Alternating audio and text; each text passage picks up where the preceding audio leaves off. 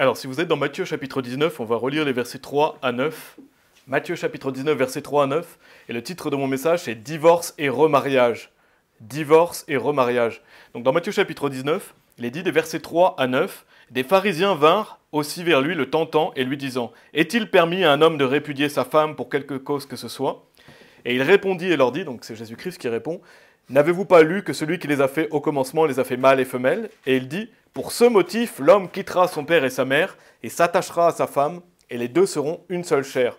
C'est pourquoi ils ne sont plus deux, mais une seule chair. Ce que Dieu donc a joint, que l'homme ne le sépare pas. » Ils lui dirent, « Pourquoi donc Moïse a-t-il commandé de donner une lettre de divorce et de la répudier ?» Il leur dit, « Moïse, à cause de la dureté de vos cœurs, vous a permis de répudier vos femmes.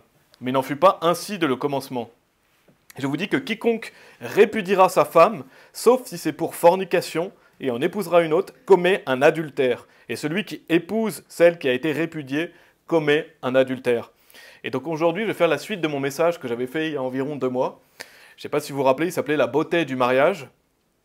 Et pour ceux qui étaient présents, pour un bref rappel, on avait étudié la notion de la beauté du mariage et déjà la notion de la beauté de la virginité. Donc avant de se marier, un homme ou une femme doit rester vierge. Donc Dieu nous commande de rester vierge. La fornication, c'est malfaisant. On l'avait vu dans ce message, que la fornication est malfaisante, que Dieu déteste la fornication et condamne fortement le fait d'avoir des rapports intimes, des rapports physiques avant le mariage. Donc on avait vu la beauté de la virginité. À l'opposé, on avait vu que le mariage, c'est quelque chose d'honorable, quelque chose de bon. Et Dieu a donné cette institution du mariage. Et donc il faut se garder vierge avant le mariage. Mais le mariage est quelque chose de beau selon la Bible. Et donc on a vu la notion de faire une seule chair. On vient le relire dans Matthieu chapitre 19. Mais quand on est marié, on fait une seule chair. Le mari et la femme font une seule chair. Et donc un mari et une femme doivent se chérir l'un l'autre. Un mari et une femme doivent s'aimer. Un mari et une femme doivent bien communiquer, travailler à leur mariage. On l'avait vu dans le message. Il faut nourrir cette relation. Donc c'est important d'avoir une poursuite amoureuse dans le mariage, d'avoir aussi des rapports intimes fréquents. Donc toutes ces choses-là, on les avait vues dans le message précédent, qui est la beauté du mariage. Et donc pour finir, on avait vu aussi que le mariage c'est pour la vie. Le mariage c'est pour la vie. Et donc on avait vu la beauté de la longévité dans le mariage. Dieu loue le fait que nous puissions rester ensemble jusqu'à la mort. Et donc ça me permet de faire la transition vers ce message, et vous pouvez aller dans Malachie chapitre 2, et garder quelque chose dans Matthieu 19, si vous voulez bien, parce qu'on va revenir dans Matthieu chapitre 19. Voilà, c'était un bref rappel de ce premier message sur la beauté du mariage. Maintenant, on fait la transition justement sur le divorce, notamment sur le sujet du divorce et remariage, à la lumière de la Bible. Donc on avait vu dans le message précédent, Malachie chapitre 2, verset 16, donc dans les prophètes mineurs. Je vais vous lire le verset, si vous n'y êtes pas, c'est pas grave, je vais vous lire. « Car le Seigneur, le Dieu d'Israël, dit qu'il hait la répudiation, et je vais dire haï, pour que ce soit plus simple, quand je dis haï, c'est le fait d'haïr, qu'il haït la répudiation, car on couvre la violence sous son vêtement, dit le Seigneur des armées. C'est pourquoi prenez garde à votre esprit, que vous n'agissiez pas perfidement. » Donc on avait vu ce message à la fin du message précédent, mais Dieu déteste la répudiation, c'est-à-dire qu'il déteste le divorce. Dieu déteste le divorce, et ce n'est pas un sujet qui est obscur dans la Bible, c'est très clair. Dieu est très clair sur le divorce, Dieu est très clair sur le remariage, c'est vraiment ce qu'on va voir dans ce message. Et ce message, encore une fois, je le répète, mais c'est toujours important, ce message n'est pas, entre guillemets, pour taper sur les gens qui sont déjà divorcés, ce n'est pas un message pour vous faire sentir mal non plus. Quand vous êtes divorcé, vous êtes déjà divorcé. Donc la Bible nous dit d'oublier les choses passées et d'aller de l'avant. Donc ce n'est pas un message pour les personnes qui sont déjà divorcées pour vous faire vous sentir mal. Par contre, oui, ça peut être un message qui peut vous aider si vous êtes divorcé à qu'est-ce que la Bible vous permet de faire et qu'est-ce que vous pouvez faire en tant que personne divorcée. Mais c'est surtout aussi un message pour les personnes qui sont mariées. Les personnes qui sont mariées pour que justement ils ne divorcent jamais. Que vous voyez que le divorce n'est jamais une option, ce n'est pas envisageable. Et c'est pour les futures générations aussi, pour qu'ils comprennent les dangers du divorce et le fait que Dieu déteste ça. Donc justement, si vous êtes quelqu'un de divorcer, vous voudriez justement que des prédications soient faites là-dessus. Peut-être que vous auriez aimé l'écouter dans le passé. Vous n'avez pas eu cette bénédiction, mais voilà, vous devez vouloir que les gens aient ce genre de prédication pour ne pas faire la même chose. Et pour que les gens comprennent que le divorce est quelque chose que Dieu déteste. Et si vous êtes divorcé, encore une fois, vous n'êtes pas un chrétien de seconde classe, vous n'êtes pas un chrétien qui ne peut pas être béni par Dieu, vous pouvez faire des grandes choses pour Dieu, vous pouvez être béni. Et Dieu est la priorité. Et donc, je vais vous lire plusieurs articles, donc on ne va pas aller dans la Bible tout de suite, mais je vais vous lire 2 passages d'articles qui parle du divorce et notamment des conséquences du divorce. Et pourquoi je vais vous lire ces passages? Justement pour que vous compreniez l'impact du divorce sur les familles et notamment sur les enfants. Et si je vous lis ça, c'est pour que justement, si vous êtes une famille, si vous êtes un couple, si vous voulez vous marier plus tard, vous compreniez quel impact ça peut avoir sur les enfants et donc que ce soit jamais envisageable pour vous de divorcer. Et c'est vraiment extrêmement important. Donc je vais vous lire 2 passages sur le site enfant-encyclopédie.com. Je vais peut-être accrocher dans les noms, mais il est dit par Brian M. D'Onofrio, donc c'est l'université d'Indiana aux États-Unis. Donc j'ai noté plusieurs passages de ce qu'il dit. Il est dit « Plusieurs études ont montré que la séparation ou le divorce parental est associé à un éventail de problèmes dans des domaines variés pour les jeunes enfants et les adolescents. La séparation ou le divorce parental est associé à des difficultés académiques, baisse des résultats scolaires et abandon prématuré de l'école, et à un taux plus élevé de comportements perturbateurs. Par exemple, l'opposition envers les figures d'autorité, la participation à des bagarres, le vol, la consommation et l'abus d'alcool et de drogues illégales. Les enfants et les adolescents qui vivent le divorce de leurs parents présentent aussi des taux plus élevés d'humeur dépressive, une estime de soi plus faible et de la détresse émotionnelle. Le divorce parental est également associé à des problèmes et à des transitions précoces lorsque les enfants deviennent de jeunes adultes et même ultérieurement. Les enfants de parents divorcés sont plus à risque de connaître la pauvreté, de vivre des échecs scolaires, de s'engager dans des activités sexuelles précoces et à risque, d'avoir des enfants hors mariage, de vivre en concubinage, de connaître la discorde conjugale et de divorcer. Ils sont également susceptibles de se marier plus tôt. En fait, les problèmes émotionnels associés au divorce augmentent au début de l'âge adulte. Il est donc important pour la société de comprendre l'ampleur de ces problèmes et les mécanismes causaux par lesquels le divorce parental influence les comportements des enfants touchés. Et un peu plus loin, il est dit « La séparation ou le divorce parental est associé à un risque accru de plusieurs problèmes psychologiques, académiques et sociaux tout au long de la vie. La séparation des parents est associée à environ 2 fois plus de ces problèmes en moyenne. Mais une très grande majorité des enfants et adolescents concernés ne rencontrent pas de difficultés importantes après la séparation de leurs parents. Autrement dit, la recherche récente fait état d'un risque accru de difficultés, mais la séparation de ses parents ne condamne pas nécessairement un enfant à éprouver des problèmes majeurs. Donc on voit ici tout ce que ça peut engendrer, le divorce, sur le comportement des enfants, dans la vie d'un enfant, mais heureusement ce n'est pas le cas pour tous les enfants, Dieu merci. Mais on voit à travers ça, et je vais vous lire un autre passage, que vraiment si vous êtes parent, vous n'avez pas envie de divorcer. Vous ne voulez pas que vos enfants, vous ne voulez pas causer ça à vos enfants. Et si vous êtes déjà divorcé, bien sûr, il n'est pas trop tard, vous pouvez avoir une belle relation avec vos enfants, vous pouvez leur inculquer des bonnes valeurs. Bien sûr, s'ils ne sont pas sauvés, vous pouvez prier pour qu'ils soient sauvés. Mais ce n'est pas trop tard. Si vos enfants, vous êtes un parent divorcé, vous pouvez bien vous occuper de vos enfants, leur expliquer les choses et les amener justement à ne pas tomber dans ces choses-là. Et dans un autre document, il est dit « Le syndrome d'aliénation parentale », ça se dit SAPPAS, impact de la séparation et du divorce sur les enfants et sur leur vie d'adulte. Donc c'est une étude du docteur Wilfried von Bosch-Gallo, spécialiste en psychothérapie et en psychiatrie. Donc je vais vous lire ce qui est dit. Il est dit, selon une étude de W. Eftenakis, Madame Knapp-Peters arrive d'ailleurs à des résultats similaires, une grande partie des enfants concernés réussissent environ 2 ans après le divorce de leurs parents à s'adapter passablement à leur nouvelle situation et à commencer un développement psychique normal. Un tiers toutefois des enfants de familles divorcées doit s'accommoder d'une lésion considérable de leur développement à moyen et à long terme. Les résultats d'analyses scientifiques réalisés avant tout dans les pays anglo-saxons et germanophones indiquent que la séparation et le divorce des parents exercent à long terme un impact négatif sur le développement des enfants. Et je vais vous citer les 4 impacts négatifs qu'ils disent dans l'article. Premier, un risque accru de maladies psychiques ou psychosomatiques. Deuxième chose, des problèmes relationnels et de vie en couple ultérieurs. Il est dit dans ce contexte, les résultats de Etherington, de Eftenakis et de Franz et al. Soulignent spécialement les conséquences négatives de l'absence précoce du père, aussi bien chez les garçons que chez les filles. Il s'agit surtout de problèmes situés au niveau du concept du rôle, du concept d'identité et du concept du soi, ainsi qu'au niveau du contact affectif et du comportement relationnel. Troisièmement, un comportement délinquant accru. Et dernière chose, un risque accru de suicide. Les expériences liées au divorce ont des répercussions différentes sur des enfants de classes d'âge différentes, la perte des relations familiales étant non seulement la conséquence la plus grave du divorce, mais aussi à court et à long terme, la cause la plus fréquente des troubles de développement et de la personnalité des enfants. Donc quand vous voyez ces 2 articles, ça montre à quel point justement le divorce peut avoir un impact négatif sur les enfants. Et quand vous voyez ça, vous ne voulez pas en arriver à une chose pareille, vous voulez le bien de vos enfants, donc vous voulez travailler à votre mariage, vous voulez améliorer votre mariage pour ne jamais divorcer. Et c'est volontairement que je vous ai lu ça, pour que justement vous puissiez prendre conscience de l'impact que ça peut avoir. Et donc la Bible est contre le divorce. La Bible est contre le divorce et on comprend encore plus pourquoi quand on lit ça, n'est-ce pas? On comprend encore plus pourquoi Dieu déteste le divorce, parce que Dieu aime les familles. Amen. Et maintenant, on va voir qu'est-ce que la Bible enseigne sur le divorce et le remariage. Et c'est vraiment un sujet, vous pouvez retourner dans Matthieu chapitre 19, mais c'est vraiment un sujet très important dans les jours où on vit. Pourquoi? Parce que malheureusement, il y a beaucoup de divorces. Il y a beaucoup de divorces à notre époque actuelle. J'ai noté notamment sur le site divorce.ch le nombre de divorces en Suisse. Actuellement, le taux de divorce est à 41,5%. La durée moyenne de mariage qui finissent par un divorce est de 15 ans. Donc ça, c'est la durée moyenne d'un mariage, c'est 15 ans. Et en France, c'est pire, c'est 46% des personnes mariées qui divorcent. Donc imaginez-vous, c'est presque une personne sur deux qui va divorcer. Donc c'est exactement ce que j'ai noté, quelle honte. Et c'est vraiment un véritable fléau, c'est vraiment malfaisant. Et on ne veut pas de ça chez nous, et en tant que chrétien, on est contre le divorce. Et malheureusement, il y avait des divorces à l'époque de Jésus, on peut voir dans Matthieu chapitre 19 qu'aussi ils essayaient de justifier les divorces, ils essayaient de trouver un moyen de divorcer, parce que l'être humain est pécheur.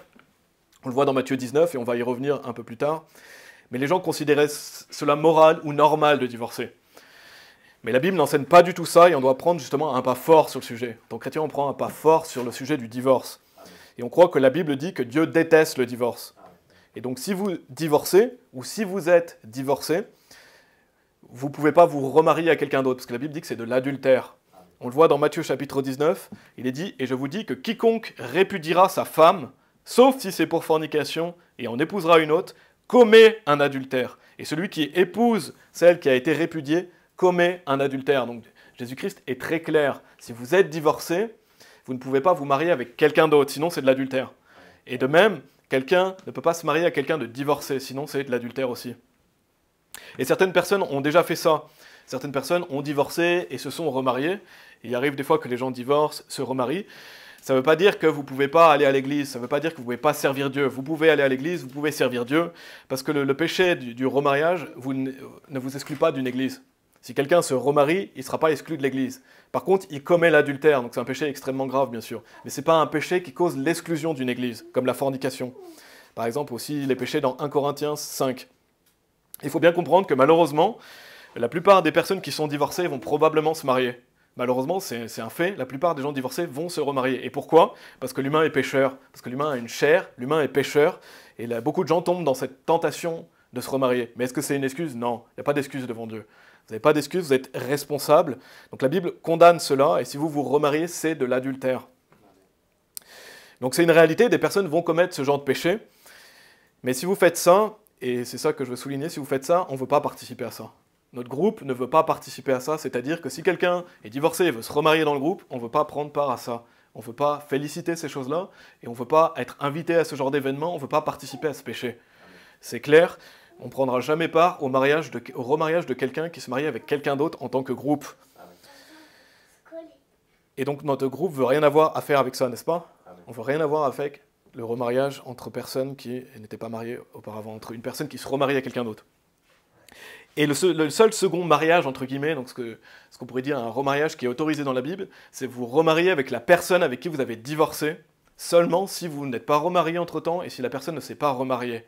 C'est très important à comprendre, la seule personne avec qui vous pouvez vous remarier si vous êtes divorcé, c'est la personne avec qui vous avez divorcé. Mais si cette personne ne s'est pas mariée entre-temps et si vous ne vous êtes pas remarié entre-temps. Donc ce n'est pas vraiment un remariage, ce serait plutôt un mariage numéro 2. C'est plutôt se remarier avec l'autre personne. Parce que quand je vous dis le remariage, le fait de se remarier dans le message précédent, c'est le fait dans ce message, c'est le fait de se marier avec quelqu'un d'autre. Et ça, c'est banni dans la Bible. La Bible dit que c'est de l'adultère. Donc si vous commettez ce genre de péché, si vous êtes une personne divorcée, vous vous mariez avec quelqu'un d'autre, on ne veut pas prendre part à cet événement, n'invitez personne de notre groupe, et on ne veut pas prendre part à ça, et donc on ne veut pas participer à ce genre de péché. Amen. Donc c'est un péché que moi-même je désapprouve fortement, et que je ne changerai jamais d'avis sur ce sujet, parce que la Bible est très claire, vous allez vraiment le voir aujourd'hui. Mais si quelqu'un fait ça, si ça arrive que quelqu'un fasse cela, ce n'est pas une personne qu'on doit rejeter. On ne doit pas rejeter cette personne. Cette personne peut continuer à venir à l'église, mais elle portera justement son propre péché. Mais elle peut continuer à venir à l'église, et j'espère que justement ça ne fera pas que des personnes quittent le groupe. On ne veut pas que des personnes quittent le groupe pour des sujets comme ça. Et c'est pas ce que j'espère. J'espère vraiment que ce message, justement, aidera les gens qui sont mariés à être plus forts dans leur mariage, et les gens divorcés à bien comprendre qu'est-ce que Dieu attend d'une personne qui est divorcée. Et donc, vous pouvez aller dans Marc chapitre 10, pardon, je vous avais dit de retourner dans Matthieu 19, mais on ira un peu plus tard. Marc chapitre 10. Donc, on ne va pas rejeter quelqu'un qui est remarié. Et si vous êtes remarié, si vous êtes une personne remariée avec quelqu'un d'autre, restez avec cette personne jusqu'à votre mort. Vous avez un nouveau vœu, vous avez fait un vœu. Si vous êtes remarié avec quelqu'un, vous devez rester maintenant avec cette personne. Même si vous avez commis l'adultère, vous restez avec cette personne, vous restez fidèle à cette personne. Et donc nous, on ne veut pas féliciter le remariage, on ne veut pas participer à ces choses-là. C'est le point que je veux faire. Et donc, en tant que groupe, on doit prêcher qu'est-ce que dit la Bible à ce sujet. Donc la vérité va faire mal, il y a des personnes qui vont être offensées, il y a des messages qui sont durs, mais nous, on doit continuer à prêcher la vérité sur ce sujet. Et après, si vous croyez autre chose sur ce sujet, c'est entre vous et Dieu, c'est entre votre conscience et Dieu. Nous, on vous dit la vérité, qu'est-ce que Dieu dit, mais après, c'est entre vous et Dieu. Et la Bible, vraiment, fait aucun doute sur ce sujet. On va lire dans Marc chapitre 10, pardon. Et notre groupe croit toute la Bible, n'est-ce pas? On croit toute la Bible. Marc chapitre 10, versets 1 à 12, il est dit « Et de là, il se leva, donc en parlant de Jésus, et vint aux côtes de la Judée, par le côté le plus éloigné du Jourdain. Et le peuple allait vers lui de nouveau, et il les enseignait encore comme il en avait l'habitude. Et les pharisiens vinrent à lui et lui demandèrent « Est-ce permis pour un homme de répudier sa femme, le tentant ?» Pardon. Et il répondit et leur dit « Qu'est-ce que Moïse vous a commandé ?» Et ils dirent « Moïse a permis d'écrire une lettre de divorce et de la répudier. » Et Jésus répondit et leur dit « Il vous a écrit ce précepte à cause de la dureté de votre cœur.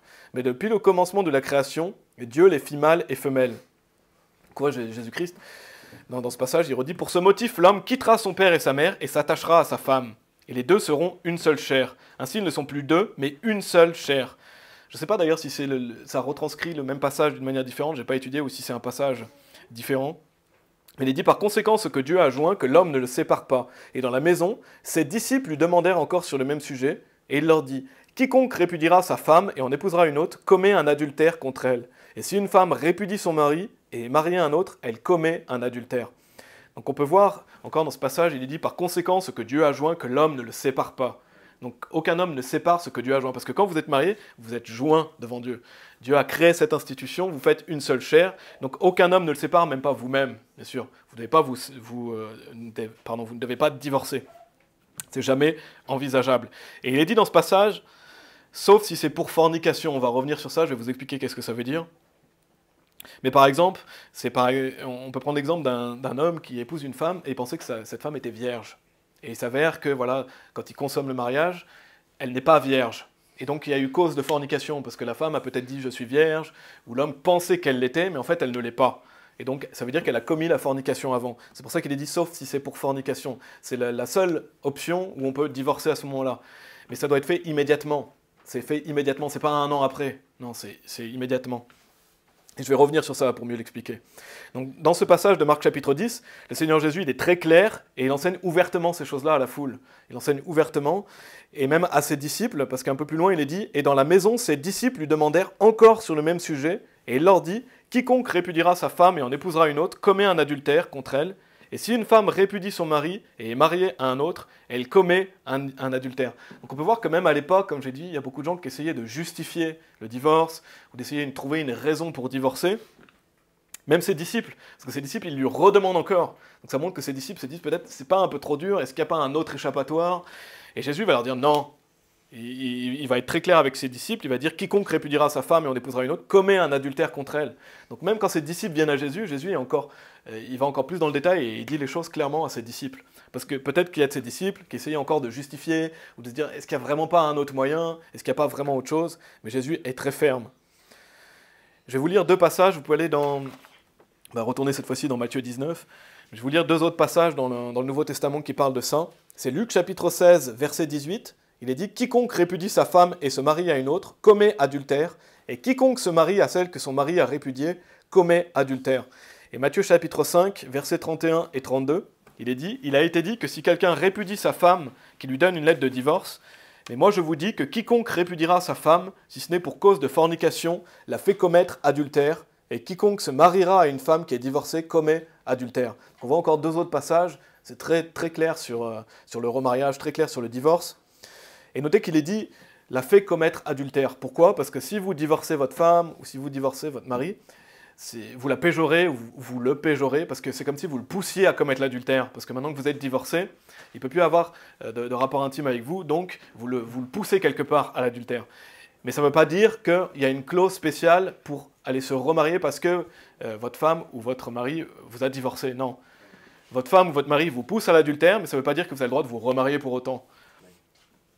Et donc c'est vraiment malfaisant. Si vous divorcez votre femme en tant que mari ou si vous divorcez votre mari en tant que femme, c'est vraiment malfaisant parce que vous le péjorez et vous lui faites du mal. Amen. Et notez qu'il est dit, donc, si ce n'est pour cause de fornication. Donc on va revenir sur ça, il est dit ça aussi dans ce passage. Donc on va relire Matthieu chapitre 19 des versets 7 à 9. Donc j'ai conscience que ce n'est pas un sujet facile, notamment de nos jours. Il y a beaucoup de gens qui vont essayer de justifier le divorce ou trouver des manières de divorcer. C'est un sujet qui doit être prêché.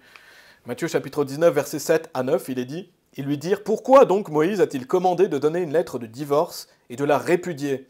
Il leur dit « Moïse, à cause de la dureté de vos cœurs, vous a permis de répudier vos femmes.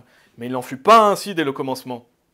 Et je vous dis que quiconque répudiera sa femme, sauf si c'est pour fornication, et en épousera une autre, commet un adultère, et celui qui épouse celle qui a été répudiée commet un adultère. » Et un peu plus loin, versets 10 et 11, il est dit ses disciples lui dirent « Si telle est la condition de l'homme à l'égard de sa femme, il n'est pas bon de se marier. » Mais il leur dit « Tous les hommes ne sont pas capables de recevoir ce propos, sauf ceux à qui cela est donné. » Donc là, ça c'est du hard preaching. Jésus-Christ, il prêchait dur.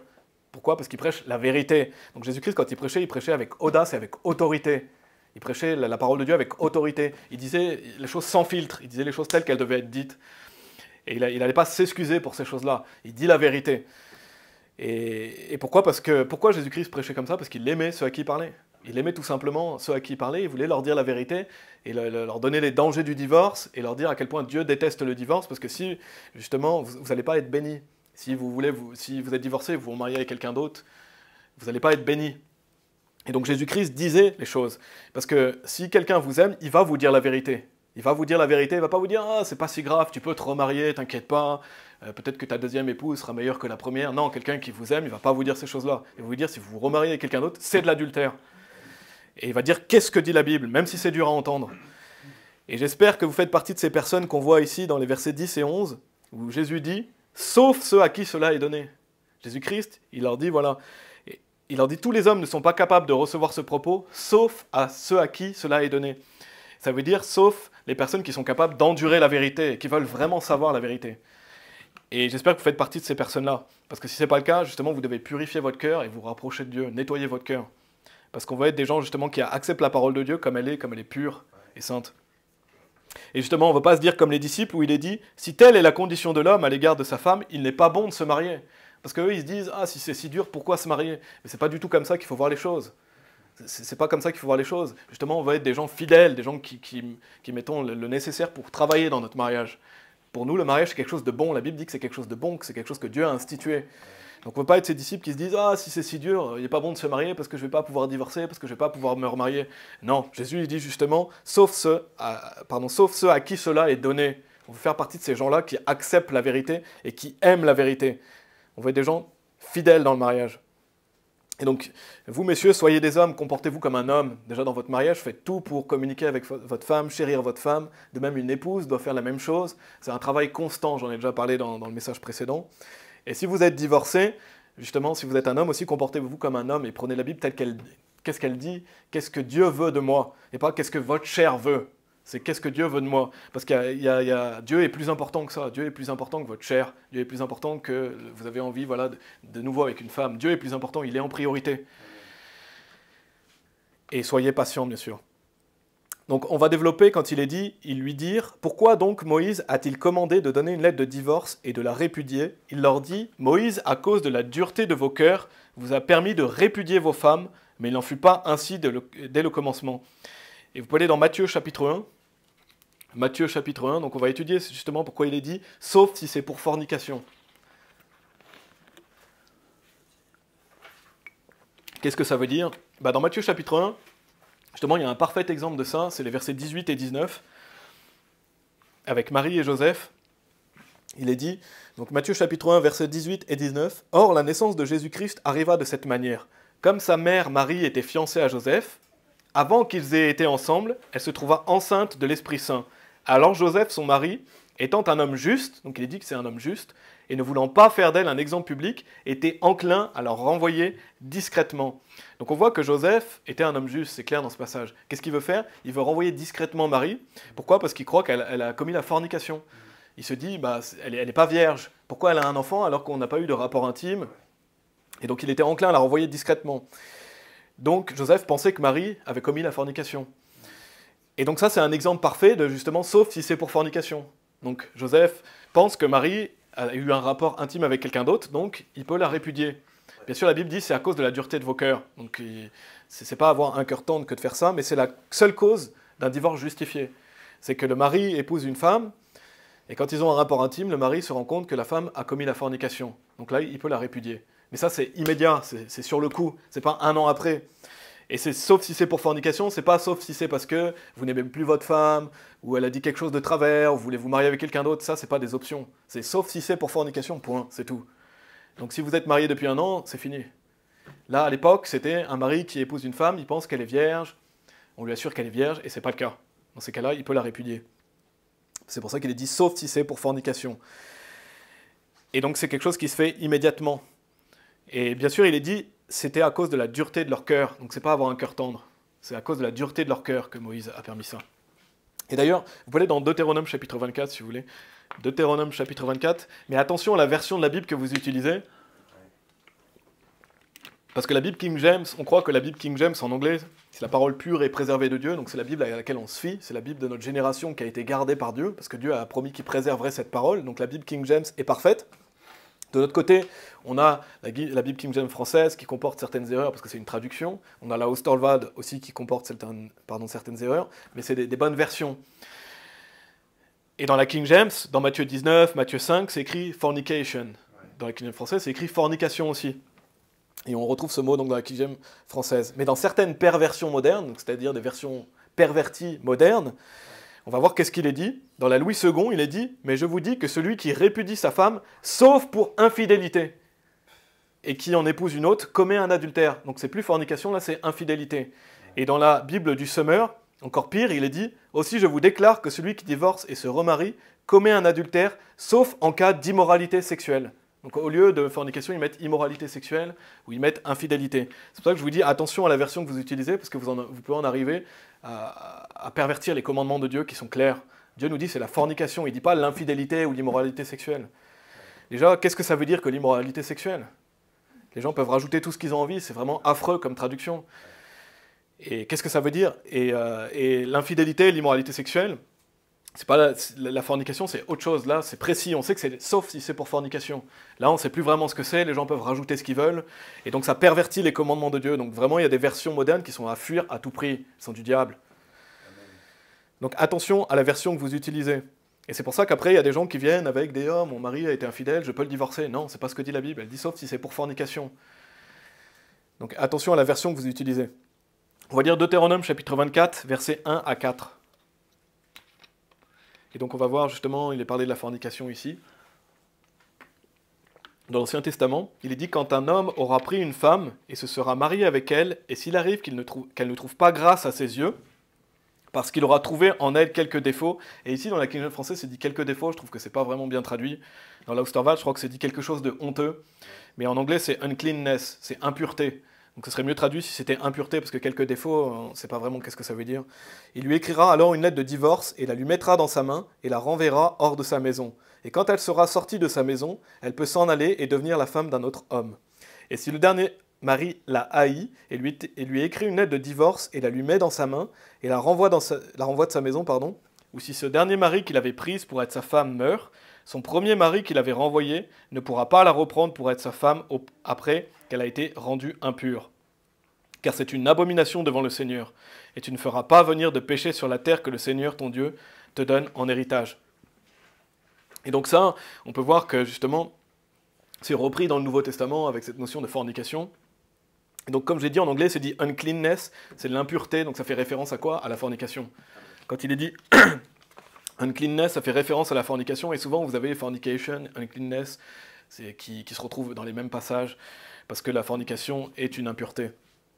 C'est souvent mentionné ensemble, uncleanness et fornication. Donc si des personnes sont divorcées, si vous êtes divorcé, le but c'est de vous réconcilier avec votre ancien mari ou votre ancienne épouse. Donc c'est ça l'objectif principal d'un couple divorcé, c'est de faire tout pour renouer le lien et se remarier ensemble. Bien sûr, après, chacun juge de la situation, mais c'est la seule option possible. En fait, vous avez deux options quand vous êtes divorcé. C'est soit vous vous remariez à la personne avec qui vous êtes divorcé, bien sûr, encore une fois, si personne ne s'est remarié entre-temps, ou rester célibataire, c'est tout. Il n'y a pas de troisième option que les gens veulent se remarier à quelqu'un d'autre, ça n'existe pas.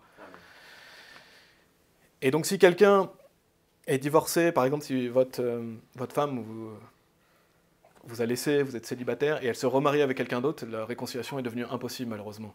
Vous pouvez vous remarier seulement si votre ancienne femme ou votre ancien mari meurt. On va le voir dans Romains chapitre 7. Pourquoi? Parce que quand vous êtes marié, vous devez accomplir vos vœux. Vous faites une seule chair aux yeux de Dieu, Dieu vous a joint, donc vous devez accomplir vos vœux et c'est jusqu'à la mort. Quand on s'engage dans un mariage, on a un vœu devant Dieu, c'est jusqu'à la mort. Donc si vous êtes marié, si vous êtes remarié à quelqu'un d'autre, vous devez rester avec cette personne maintenant. On va lire, allez dans Deutéronome chapitre 22. Deutéronome chapitre 22. Jérémie chapitre 3, verset 1 nous dit « Il dit, si un homme répudie sa femme et qu'elle le quitte, et qu'elle devient la femme d'un autre homme, retournera-t-il vers elle? Ce pays n'en sera-t-il pas vraiment souillé? Or toi, qui t'es prostitué à beaucoup d'amants, toutefois retourne vers moi, dit le Seigneur. » Et si je vous lis ce passage, Jérémie chapitre 3, verset 1, c'est pour vous montrer que si la femme avec qui vous étiez marié se remarie, la réconciliation est devenue impossible. Vous ne pouvez pas vous remarier avec cette personne. Il dit, si un homme répudie sa femme et qu'elle le quitte et qu'elle devienne la femme d'un autre homme, retournera-t-il vers elle? Pour Dieu, c'est une abomination. On ne peut pas retourner vers la personne qu'on a divorcée si elle s'est remariée. Donc on va lire Deutéronome chapitre 22, versets 13 à 21. Donc dans le passage de Deutéronome 24, et même dans le Nouveau Testament, on a vu cette notion du fait que si le dernier mari l'a haï. Et on va voir ça un peu dans Deutéronome 22. Je ne sais plus si c'était dans les deux passages, ou c'est seulement dans Deutéronome 24, mais un peu plus tôt dans Deutéronome 22, des versets 13 à 21, il est dit, si un homme a pris une femme et est allé vers elle et qu'il la haïsse, et donne l'occasion de parler contre elle, et fait venir une mauvaise réputation sur elle, et dit, j'ai pris cette femme, et quand je suis allé vers elle, je ne l'ai pas trouvée vierge. Alors le père de la jeune fille et sa mère prendront et produiront les indices de la virginité de la jeune fille aux anciens de la ville à la porte. Et le père de la jeune fille dira aux anciens, « J'ai donné ma fille à cet homme pour femme, et il l'a haï. Et voici, il profite de l'occasion de parler d'elle, disant, « Je n'ai pas trouvé ta fille vierge, et cependant voici les indices de la virginité de ma fille. » Et ils étendront le drap devant les anciens de la ville, et les anciens de cette ville prendront l'homme et le châtieront. Et ils le condamneront à une amende de 100 shekels d'argent, et les donneront au père de la jeune fille, parce qu'il a fait venir une mauvaise réputation sur une vierge d'Israël. Et notez qu'il est dit, « Et elle sera sa femme. » Il ne pourra pas la répudier durant tous ses jours. Mais si cette chose est vraie, et que les indices de virginité n'ont pas été trouvés chez la jeune fille, alors ils feront sortir la jeune fille à la porte de la maison de son père, et les hommes de sa ville la lapideront avec des pierres, et elle mourra, parce qu'elle a commis une folie en Israël en se prostituant dans la maison de son père. Ainsi tu ôteras le mal du milieu de toi. Donc on voit que Dieu ne rigole pas avec ces choses. Dieu ne rigole pas avec ces choses parce que si vous êtes parent et que vous faites tout pour élever votre fille, vous voulez que votre fille soit vierge, et il arrive que votre fille se prostitue chez vous, c'est-à-dire qu'elle a des rapports intimes avec un homme dans la maison de son père, alors que ses parents se disent que leur fille est vierge, la fille est mise à mort. Donc on voit ici que Dieu donne une sérieuse condamnation. Dieu ne rigole pas avec ces choses-là. Après, il y a aussi dans la Bible, quand des personnes commettent la fornication, ils doivent se marier ensemble. Mais là, on voit dans ce passage une fille qui ment à ses parents, qui trompe ses parents en faisant ces choses. La Bible dit qu'elle est lapidée. Et donc, on peut voir ici une explication plus détaillée. Donc, si un homme se marie à une femme et commence à dire qu'elle n'est pas vierge, et s'il ment, il est châtié. Donc, le père va montrer les indices de la virginité de sa fille. Et donc, s'il ment, il dit qu'il est châtié. Et ils le châtieront et il donnera justement une amende de 100 shekels d'argent parce qu'il a menti, il a essayé de tromper. Mais c'est vraiment, quand vous voyez ce genre de choses, c'est vraiment des moches situations. On n'a pas envie que ce genre de choses arrivent, n'est-ce pas? C'est vraiment des moches situations et ça doit être assez rare. Mais on voit pourquoi il est dit, sauf si c'est pour fornication. Sauf si c'est pour fornication, donc comme je vous ai bien expliqué, c'est la seule chose qui fait qu'un mari peut répudier sa femme. Et c'est quelque chose qui doit être fait immédiatement. On va aller dans Romains chapitre 7. J'espère que vous me suivez, ce n'est pas un message facile, il y a beaucoup de doctrines.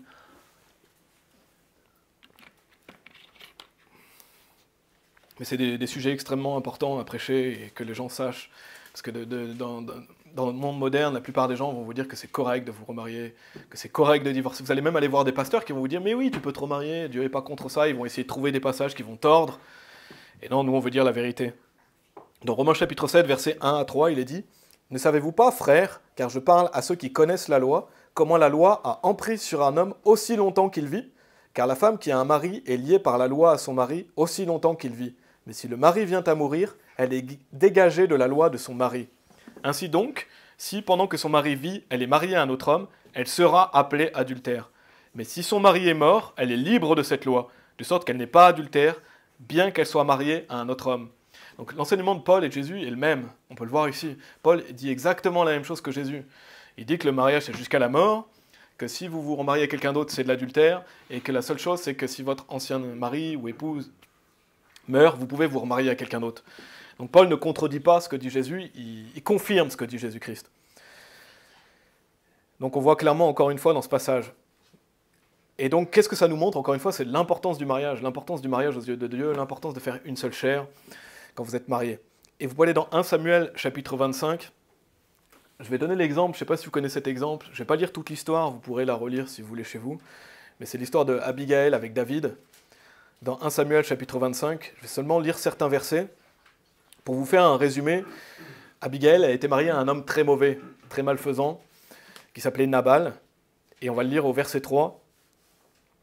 Donc 1 Samuel chapitre 25 verset 3, il est dit « Et le nom de l'homme était Nabal, et le nom de sa femme Abigail. C'était une femme de bon sens et belle de visage. » Donc on voit l'opposé, donc la Bible nous décrit un beau portrait d'Abigail, mais Nabal est décrit comme quelqu'un de très malfaisant. Il est dit « Mais l'homme était grossier et mauvais dans ses actions, il était de la maison de Caleb. » Et donc quand on relit l'histoire, David va envoyer des jeunes hommes vers Nabal parce qu'il a besoin de vivre. Il a besoin de vivre, il va aller demander des choses à Nabal, et Nabal va mépriser et insulter David.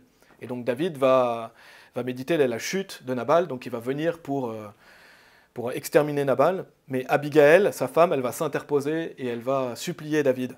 On le voit au verset 25, Abigail essaye de réconcilier les choses, de faire en sorte que la maison de son mari ne soit pas détruite. Il est dit au verset 25 que « Mon Seigneur ne prenne pas garde, je te prie, à cet homme de Bélial. » Donc notez qu'est-ce qu'il est dit, il est dit à cet homme de Bélial. Pourquoi? Parce que Nabal, c'était un réprouvé. À Nabal, car il est tel que son nom, Nabal est son nom, et la folie est en lui. Mais moi, ta chambrière, je n'ai pas vu les jeunes hommes de mon Seigneur que tu as envoyés. Donc là, c'était vraiment quelqu'un d'excessivement mauvais, qu'on appelle un réprouvé. Donc c'est vraiment un cas particulier. Mais Abigail était mariée à cet homme très très mauvais. Et regardez ce qu'il est dit un peu plus loin au verset 38. Et il arriva environ 10 jours après, donc c'est vraiment pas longtemps après, que le Seigneur frappa Nabal et il mourut. Donc Dieu va tuer cet homme. Et donc qu'est-ce qu'il va faire? Il va délivrer Abigail. Abigail va être délivrée et elle va épouser David. Et si je vous donne cette histoire, bien sûr, c'est un extrême parce que son mari était un réprouvé. Mais on ne sait jamais qu'est-ce que Dieu va faire dans nos vies. Là, Dieu a délivré Abigail qui était mariée à un réprouvé et elle a pu se remarier à quelqu'un d'autre. Et bien sûr, c'est probablement pas le cas des personnes qui écoutent, j'espère pas. Si vous êtes marié à un réprouvé ou si vous avez été marié à un réprouvé, c'est quand même assez rare, mais bon, ça arrive. Mais cet homme était excessivement mauvais. Mais le point que je veux faire, c'est que si vous êtes divorcé, soyez patient, vous ne savez pas qu'est-ce qui peut se passer dans votre vie, soyez patient, mettez Dieu en priorité, continuez à le servir. Si vous pouvez vous réconcilier avec votre ancien mari ou votre ancienne femme, tant mieux. Mais Dieu va vous bénir si vous êtes patient. Dieu va vous bénir et il y a des choses que vous pouvez faire pour Dieu, il y a beaucoup de choses à faire pour Dieu. Amen. Donc mettez Dieu en priorité. On va aller dans 1 Corinthiens chapitre 7. J'ai bientôt terminé. 1 Corinthiens chapitre 7. Et comme j'ai dit, si vous êtes divorcé, le but du message, ce n'est pas de vous faire vous sentir mal, c'est vraiment d'apporter quelques...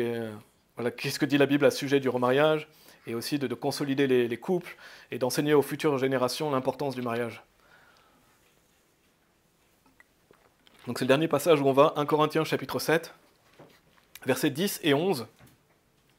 Donc Paul nous dit, « Et à ceux qui sont mariés, je commande, cependant pas moi, mais le Seigneur. » Regardez que Paul nous dit qu'est-ce que le Seigneur commande. « Cependant pas moi, mais le Seigneur, que la femme ne quitte pas son mari.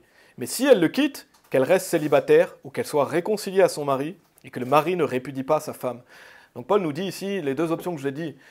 C'est-à-dire que si jamais votre femme vous quitte, par exemple, vous avez deux options. Enfin, là c'est la femme qui est prise en exemple, qu'elle reste célibataire ou qu'elle soit réconciliée à son mari. Il n'y a pas de remariage avec un autre homme. Donc Dieu nous donne les deux options possibles ici. Et c'est l'opinion de Dieu. Hein. Paul nous dit, cependant pas moi, mais le Seigneur, que la femme ne quitte pas son mari. Mais si elle le quitte, pourquoi? Parce que ça va arriver. Si elle le quitte, qu'elle demeure célibataire ou qu'elle soit réconciliée à son mari. Mais la Bible nous dit que le mari ne répudie pas sa femme, que le mari ne divorce pas. Donc c'est un commandement direct de Dieu. Et un peu plus loin, on a Paul qui donne son opinion des versets 12 à 15, les versets d'après, et il souligne bien que c'est son opinion. Avant, il disait que c'était un commandement du Seigneur. Après, il va dire non pas le Seigneur. Donc c'est l'opinion de Paul, mais je pense que l'opinion de Paul est juste dans ce passage. Mais Paul nous montre que c'est son opinion. Versets 12 à 15, il est dit, mais aux autres je dis, non pas le Seigneur, si n'importe quel frère a une femme qui ne croit pas, et qu'il lui plaît de demeurer avec elle, qu'il ne la répudie pas. Et la femme qui a un mari qui ne croit pas, et s'il lui plaît de demeurer avec elle, qu'elle ne le quitte pas. Car le mari non-croyant est sanctifié par la femme, et la femme non-croyante est sanctifiée par le mari. Autrement, vos enfants seraient impurs, mais maintenant ils sont saints. Mais si le non-croyant s'en va, laissez-le partir. Un frère ou une sœur ne sont plus sous obligation en pareil cas, mais Dieu nous a appelés à la paix. Donc ici, on voit que Paul souligne bien que c'est son opinion, mais je pense que son opinion est correcte, son opinion est juste à ce sujet. Paul nous dit voilà, que même si vous êtes marié à quelqu'un de non sauvé, demeurez avec cette personne. Mais si cette personne s'en va, laissez-la partir. Il est dit, car le mari non-croyant est sanctifié par la femme. Mais si le non-croyant s'en va, laissez-le partir. Un frère ou une sœur ne sont plus sous obligation en pareil cas, mais Dieu nous a appelés à la paix. Mais notez que dans ce passage, Paul ne dit jamais que c'est possible de se marier à quelqu'un d'autre. Pourquoi? Parce que la Bible est cohérente. Paul ne va pas contredire qu'est-ce que dit Jésus-Christ. Donc la Bible est toujours cohérente. Donc en conclusion de ce message, et comme j'ai dit, c'est un message assez lourd mais très important, c'est que, mes amis, celui qui vous aime, il vous dit la vérité. Celui qui vous aime, il vous dit la vérité, il vous dira qu'est-ce que dit la Bible. Et notre groupe, on veut justement être fidèle à la parole de Dieu, prêcher qu'est-ce que dit la Bible. Et il y a beaucoup de personnes qui vont vous enseigner des mensonges sur ce sujet. Vous pouvez aller voir d'autres personnes qui vont vous dire non, c'est correct de divorcer, non, c'est correct de se remarier. Mais c'est des personnes qui ne vous aiment pas. C'est des personnes qui ne vous aiment pas. Parce que ceux qui justifient le divorce n'aiment pas les familles. Ceux qui justifient le divorce, quelle que soit la manière, à part, sauf si c'est pour fornication, comme dit la Bible, ils n'aiment pas les familles. On a vu les causes, on a vu les conséquences du divorce sur les enfants. N'oubliez pas ces choses-là. Donc c'est quelque chose de malfaisant. Ici, on veut enseigner qu'est-ce que dit le Seigneur Jésus-Christ. Qu'est-ce qu'il nous dit, quels sont ses enseignements. Et Paul dit la même chose. Donc si vous voulez commettre ce péché, faites-le vous-même, mais ne nous incluez pas dans ce péché-là. On ne veut rien avoir à faire avec ça, comme je vous ai dit. Notre groupe condamne ça. Notre doctrine, elle est vraiment ferme sur ce sujet. Amen. Et en conclusion, le mariage est quelque chose de beau. De finir sur une note positive, le mariage est quelque chose de beau. C'est une belle institution de Dieu. Donc si vous êtes marié, travaillez dans votre mariage. Et si vous êtes divorcé, soyez patient, priez Dieu. Il y a beaucoup de choses à faire pour Dieu. Dieu va faire des choses merveilleuses dans nos vies. Et ces commandements ne sont pas pénibles. Vous pouvez vous dire, ah, c'est un peu dur. Non, les commandements de Dieu ne sont pas pénibles. Dieu vous protège, il vous préserve. La parole de Dieu, elle est pure, elle est parfaite. Vous pouvez lire Psaume 119 si vous voulez, mais lisez le Psaume 119, vous voyez que la parole de Dieu, elle est parfaite. Donc Dieu ne nous donne pas des commandements pour nous embêter. Non, c'est parce qu'il nous aime. Et Dieu estime hautement le mariage. Amen. On va prier. Merci Père pour ta parole qui est vraiment claire sur ce sujet. Je prie pour que les personnes qui ont écouté ce message puissent bien comprendre quels sont tes commandements, Seigneur, que ce n'est pas notre avis personnel sur ce sujet, mais c'est vraiment qu'est-ce que dit la Bible. Et j'espère avoir été assez clair, Seigneur, c'est un sujet délicat, mais qui doit vraiment être prêché de nos jours. Les gens ont besoin de savoir que quand on se marie, Seigneur, le vœu que l'on peut faire, et quand on est divorcé aussi, je prie, Seigneur, pour que tu puisses nous aider à garder tes commandements, à traverser tout ce qu'on a à traverser, Père, et je suis conscient qu'il y a des situations familiales qui sont difficiles, que des personnes souffrent, que voilà, le fait que l'on soit pécheur amène de la tristesse, de la souffrance. Je prie pour que tu bénisses les gens qui tiennent ferme pour toi, Seigneur, et qui gardent tes commandements et que tu les aides, qu'ils soient patients. Et Seigneur, que nous puissions avoir les yeux tournés vers l'éternité, parce que cette vie est une vapeur, et nous, ne pas oublier que cette vie est une vapeur, que l'éternité à côté n'est pas comparable à cette vie, et que nos légères afflictions de ce temps présent sont rien en comparé de l'éternité, Seigneur, que nous puissions garder tes commandements, être agréables. Et c'est bien plus important de te servir, de garder tes commandements, et je prie pour que tu bénisses les gens qui les gardent, Seigneur. Merci, donne-nous la force de continuer, et être chacun d'entre nous qui sommes mariés à garder ce mariage, à préserver cette belle institution, qu'on puisse être un bon exemple pour nos familles, pour nos enfants. Et je prie pour que s'il y a des enfants de parents divorcés qui soient bien conduits, Seigneur, bien guidés, et qu'ils ne sombrent pas dans des mauvaises choses, Père. Merci, Seigneur. On prie au nom de ton Fils Jésus-Christ. Amen.